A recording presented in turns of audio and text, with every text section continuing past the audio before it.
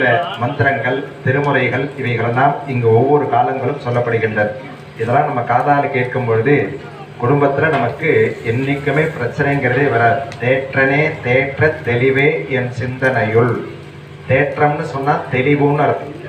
இதெல்லாம் காதால கேட்க கேட்க என்ன ஆகும் அப்படின்னு கேட்டா மனசுல நல்ல தெளிவுங்கிறது நமக்கு ஏற்படும்.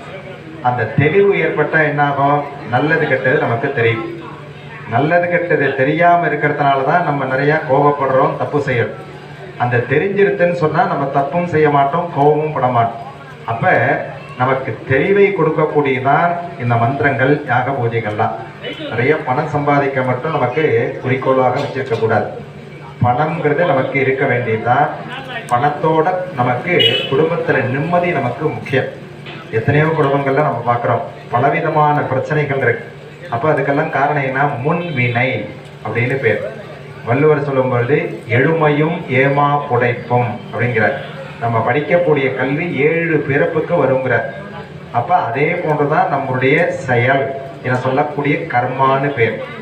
இந்த குடும்பத்தில் இப்போ பிறந்திருக்கக்கூடிய நம்ம குடும்பத்தில் சில கஷ்டங்கள் சில இன்பங்கள் நமக்கு வருது. இந்த கஷ்டம் வரதுக்கு காரணம் என்னன்னா முன்வினை பயன். பிறருக்கு இன்னா முற்பகல் செய்யும் தமக்கு இன்னா பிற்பகல் தாமே வருங்கிற.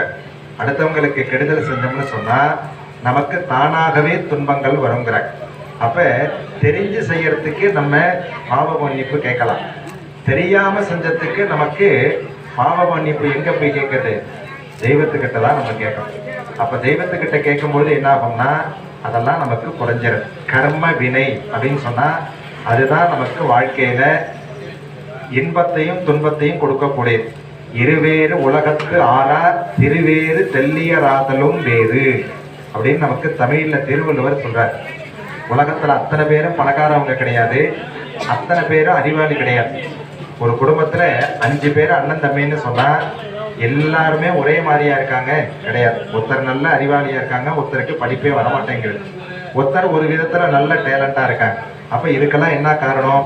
அவரவர்கள் செய்த வினை அப்படின்னு பேர். வினைன்னு சொன்னா போன பிறவியில செஞ்சத்தினுடைய செயல்பாட்டத்தினுடைய தொடக்கம். அப்ப இந்த வினையை நமக்கு போக்குறதுக்கு ஒரே வழி இது தெய்வ சன்னிதானம் தான் நமக்கு. அப்ப அந்த தெய்வ சன்னிதானத்துல நம்ம இங்க ஒண்ணுமே பண்ண வேண்டாம். அப்படியே ஓம் நம சிவாயங்கிற மந்திரத்தை மனசுல நினைச்சிட்டு நடக்கக்கூடிய பூஜையை காதால கேட்டோம்னாலே எந்த துன்பமும் நமக்கு வராது. நம்ம கோயில் அவ்வளவு சிறப்பு மிக்க கோயில். இந்த கோயில்ல இவ்வளவு அழகா திருப்பணி பண்ணி கும்பாபிஷேகம் பண்றது இந்த கிராமம் கொடுத்து வைத்த கிராமம். கூடியலூர். சூரியன் தான் நமக்கு இயற்கை தெய்வம். அந்த சூரியனை தான் நம்ம நேர பார்க்க